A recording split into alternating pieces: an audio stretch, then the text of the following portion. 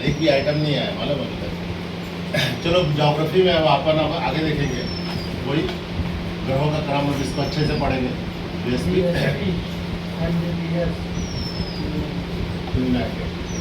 ठीक है। बृहस्पति, बी का मतलब बुध, शुक्र,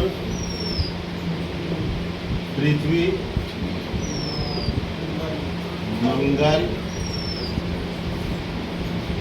बृहस्पति, शनि, यूरेनस, यूरेनस,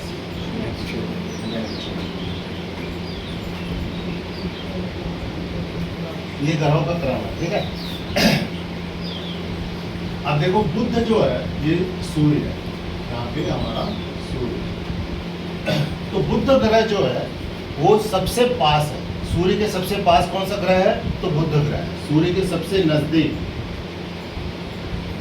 कौन सा ग्रह है? तो बुध ग्रह है, सूर्य के सबसे नजदीक। क्लियर? सबसे नजदीक भी है और सबसे छोटा भी है। बुध ग्रह क्या है? सबसे छोटा ग्रह है, सबसे छोटा बुध ग्रह और सबसे नजदीक। अब देखो सबसे नजदीक है सूर्य के पास और सबसे छोटा है, तो ये चुंबकीय ग्रह है। कौन सा ग्रह है?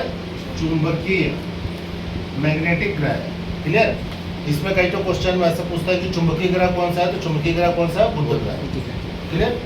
अब बुध ग्रह देखो सूर्य के सबसे पास है, तो यहाँ का जो तापमान होता है, तापमान वो दिन का ना लगभग 247 डिग्री सेल्सियस होता है दिन का। सबसे अधिक गर्म रहता है, 247 डिग्री सेल्सियस दिन का तापमान होता है, और रात उतनी ही ठंडी होती है, -183 डिग्री सेल्सियस रात का तापमान। ठीक है।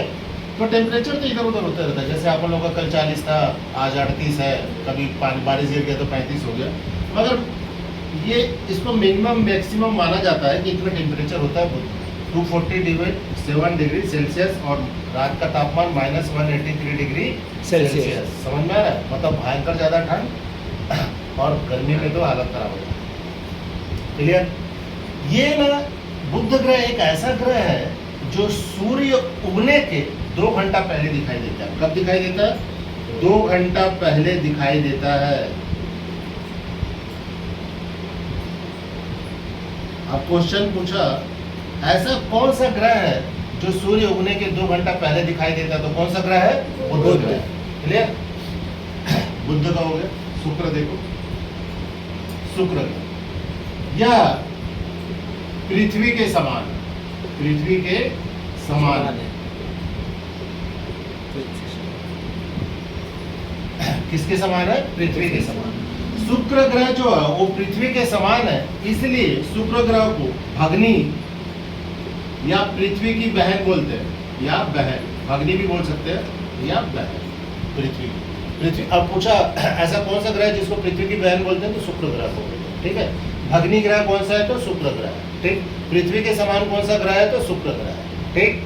सबसे चमकीला और चमकदार ग्रह है, चमकीला और चमकदार।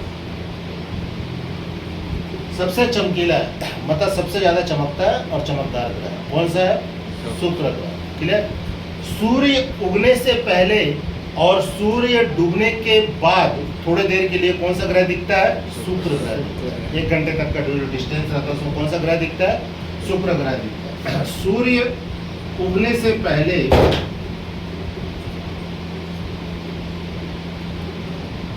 और सूर्य डूबते समय दिखता है।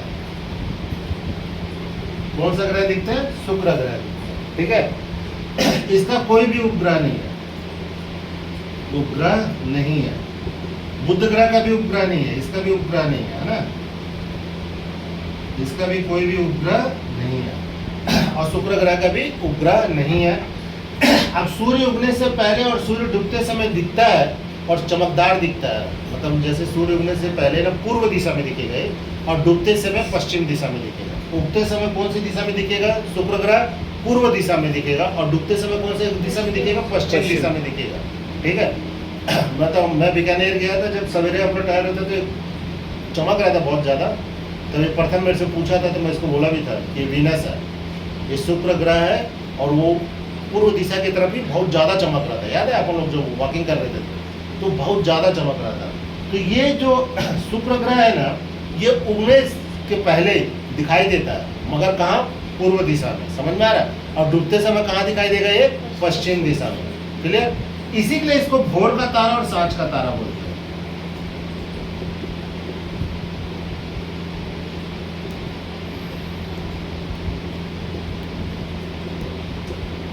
इसको नग्न आंखों से देख सकते हैं, ऐसा नहीं कि मतलब स्कोप चाहिए, माइक्रोस्कोप चाहिए, जिसके साथ अपन टेलीस्कोप चाहिए, उसके साथ अपन होलोस्कोप देखते हैं।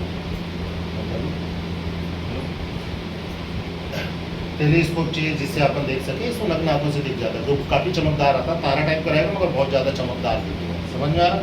इसी के लिए इसको भोर का तारा और सांझ का तारा बोलते हैं। क्वेश्चन पूछता है भोर का तारा और सांझ का तारा किसको बोलते हैं? तो शुक्र ग्रह को बोलते हैं। क्लियर? पृथ्वी अपन बाद में पढ़ेंगे क्योंकि पृथ्वी बहुत बड़ा और अपन पृथ्वी में ही रहते हैं। ठीक है, पृथ्वी अपन बाद में पढ़ेंगे। पृथ्वी का वर्ष कितना है मालूम तुम लोग को? 4.6 अरब वर्ष है। 4.6 अरब वर्ष, उसको बाद में बताएंगे। चलो मंगल देखो। मंगल जो है इसमें सघन वायुमंडल है, मतलब वायुमंडल है, इसमें वायुमंडल पाया जाता है। वायुमंडल थोड़ा घना वायुमंडल है, सघन बोल सकते हैं अपन उसको, थोड़ा घना वायुमंडल है मंगल में मगर वायुमंडल है। क्यों वायुमंडल है? क्योंकि मंगल ना अपने जैसे पृथ्वी 23.5 डिग्री झुकी हुई है ना, पृथ्वी कितनी डिग्री झुकी हुई है? तो 23.5 डिग्री झुकी हुई है अपने अक्ष पे। पृथ्वी ऐसे अपने अक्ष पे 23.5 डिग्री झुकी हुई है, तो मंगल अपने अक्ष पे ना 56 डिग्री झुका हुआ है। कितना डिग्री झुका हुआ? 56 झुका हुआ है। अब देखो यहाँ पे समझो, पृथ्वी 23.5 डिग्री झुकी हुई है, इसी के लिए मौसम परिवर्तन होता है, गर्मी, ठंडी, बारिश सब इसी कारण होता है, जो झुकी हुई है उसके कारण।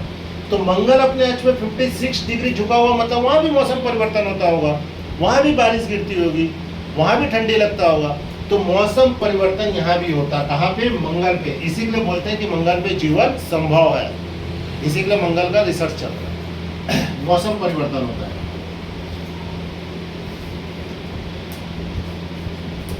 यहाँ पे जल की मात्रा भी पाई गई है, थोड़े बहुत जगह पे ना यहाँ पे जल भी देखा गया, मगर यहाँ पे सघन वायुमंडल है, मतलब हवाएं बहुत थोड़ा तेज चलती है। हवा जो है वो थोड़ी तेज चलती है। समझ में आ रहा है? पृथ्वी के अपेक्षा यहाँ पे हवा थोड़ी तेज चलती है, मगर यहाँ पे भी जल पाया गया। मंगल में भी जल की मात्रा को देखा गया है। अभी उसका रिसर्च चल रहा है, अभी आप कंफर्म नहीं बोल सकते कि मतलब एकदम 101% जल ही है, आदमी रहने लग जाएगा। अभी रिसर्च चल रहा है उसका मंगल का। क्लियर? इसके दो उपग्रह हैं,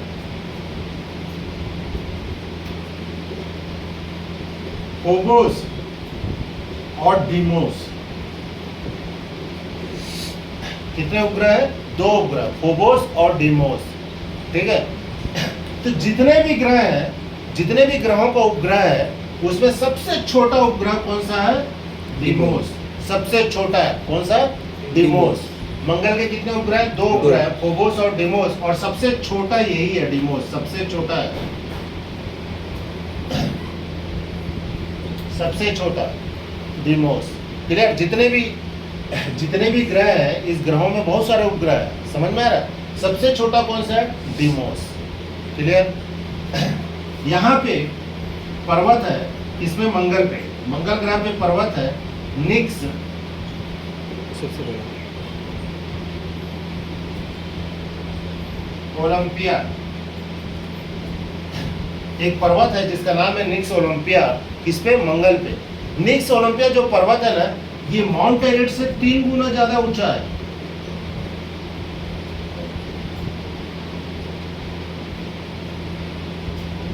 माउंट एवरेस्ट से 3 गुना ज्यादा ऊंचा है।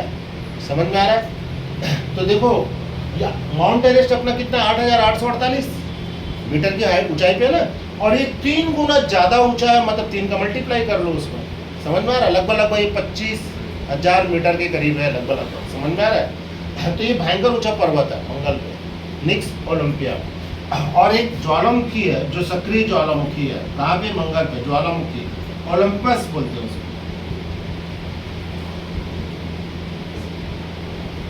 ओलंपस जो ज्वालामुखी है वो एकदम सक्रिय ज्वालामुखी है। कहाँ पे है? मंगल पे। ठीक है, आज भी जीवित है। मंगल को ना लाल ग्रह बोलते हैं। मंगल को कौन सा ग्रह बोलते हैं? लाल ग्रह। मंगल को कौन सा ग्रह बोलते हैं? लाल ग्रह। लाल ग्रह इसलिए बोलते हैं आयरन ऑक्साइड के कारण। यहाँ पे आयरन ऑक्साइड की मात्रा ज्यादा, आयरन ऑक्साइड की मात्रा मंगल पे बहुत ज्यादा, इसीलिए इसको लाल ग्रह बोलते हैं। क्लियर? और मंगल में और कुछ स्पेशल तो है नहीं, मंगल में बस इतना ही है। बाकी तो अभी जो यान गया है वो सब निकाल के धीरे धीरे भेजते जाएंगे मंगल में, और क्या है क्या नहीं है करके। समझ में आ रहा? वायुमंडल यहाँ का बहुत घना है, सघन है, मतलब वो हवाएं बहुत तेज चलती है। 56 डिग्री झुका हुआ है, जिसके कारण मौसम परिवर्तन होता है। जल की मात्रा को पाया गया है, ऐसा बताते हैं कि जल की मात्रा है वहाँ पे। 2 उपग्रह है, फोबोस और डेमोस। सबसे छोटा डीमोस, पूरे सौरमंडल में सबसे छोटा उपग्रह डेमोस। पर्वत निक्स ओलंपिया माउंट एवरेस्ट से 3 गुना ज्यादा ऊंचा है। ज्वालामुखी ओलंपियस। लाल ग्रह आयरन ऑक्साइड के कारण बोलते हैं। आयरन ऑक्साइड के कारण क्या बोलते हैं? इसको लाल ग्रह बोलते हैं। मौसम भी इसमें परिवर्तन होता है। क्लियर? बृहस्पति। बृहस्पति का सबसे बड़ा ग्रह है। बृहस्पति बहुत बड़ा ग्रह है। ठीक है, बृहस्पति जो है बहुत बड़ा ग्रह है, और ये क्या है? गैसों का एक आवरण है, जिसके कारण एक गोल सा पिंड बन के एक ग्रह की संख्या में आ गई है। गैस है, हाइड्रोजन और हीलियम गैसों का मिश्रण ही है। बृहस्पति और शनि में हाइड्रोजन और हीलियम गैस का ही मिश्रण है। कौन से गैस का मिश्रण? हाइड्रोजन और हीलियम गैस का ही मिश्रण है। बृहस्पति जो है सबसे बड़ा ग्रह है। और बृहस्पति का जो उपग्रह है, उपग्रह तो इसके बहुत सारे हैं, बृहस्पति के उपग्रह बहुत सारे हैं। इसमें एक है ज्ञानीमेड। ये जो ज्ञानीमेड उपग्रह है ना, ये ज्ञानीमेड उपग्रह पूरे सौरमंडल का सबसे बड़ा उपग्रह है। ज्ञानीमेड उपग्रह पूरे सौरमंडल का सबसे बड़ा उपग्रह। सबसे छोटा डेमोस, सबसे बड़ा ज्ञानीमेड। ज्ञानीमेड किसके पास है? बृहस्पति के पास है। क्लियर? और बृहस्पति बहुत बड़ा है। समझ में आ रहा है? बृहस्पति बहुत बड़ा है, और बृहस्पति में भी वही सघन वायुमंडल पाया जाता है, मतलब हवाएं बहुत तेज चलती है बृहस्पति में भी। सघन वायुमंडल है। सबसे ज़्यादा स्पीड हवाएं वही चलती है ना सर? हाँ, बृहस्पति में सबसे तेज हवाएं बृहस्पति पे ही चलती है। बहुत तेज हवाएं यहाँ पे बहती हैं। क्लियर? मतलब अपन जिसको तूफान बोलते हैं उस टाइप की हवाएं चलती है, भयंकर तेज हवाएं रहती है बृहस्पति। और बृहस्पति का तो और कुछ विशेष उपयोग नहीं है। शनि का देखो, शनि स्पेसी कम होती है। शनि जो है, शनि ग्रह का, ठीक है, घनत्व कम है। शनि ग्रह का ना घनत्व तो बहुत कम है। शनि एक ऐसा ग्रह है जिसका घनत्व ना बहुत कम है। समझ में आ रहा है? इसका घनत्व जो है वो पानी से भी कम है। पानी से भी कम है। ये क्वेश्चन आ चुका है। ऐसा कौन सा ग्रह है जिसका घनत्व एकदम कम है? तो शनि ग्रह का है। ऐसा कौन सा ग्रह है जो पानी में तैर सकता है? तो शनि ग्रह है। शनि ग्रह जो है वो पानी में तैर सकता है। शनि ग्रह को अगर पानी में रखेंगे तो तैरेगा। ये क्वेश्चन पूछ चुका है। पानी में तैरता है। अब जिसका भी घनत्व कम रहेगा वो तैरेगा। क्लियर है? जैसे अपन एक गिलास में पानी ले लिए और उसमें गलती से तेल गिर गया, तो तेल देखना पानी के ऊपर रहेगा। तेल का घनत्व कम होता है और वो पानी में तैरता है। समझ में आ रहा है? इसलिए तैरता है। बर्फ रहता है, बर्फ का टुकड़ा पानी से ही बनता है, मगर देखना जब अपन बर्फ डालेंगे तो बर्फ तैरेगा, उसका घनत्व कम होता है पानी की तरह से। ठीक है? जिसका ज़्यादा रहेगा वो नीचे चल जाएगा। क्लियर? दारू का भी घनत्व कम होता है, जो वो होता है ना शराब, उसका भी घनत्व कम होता है।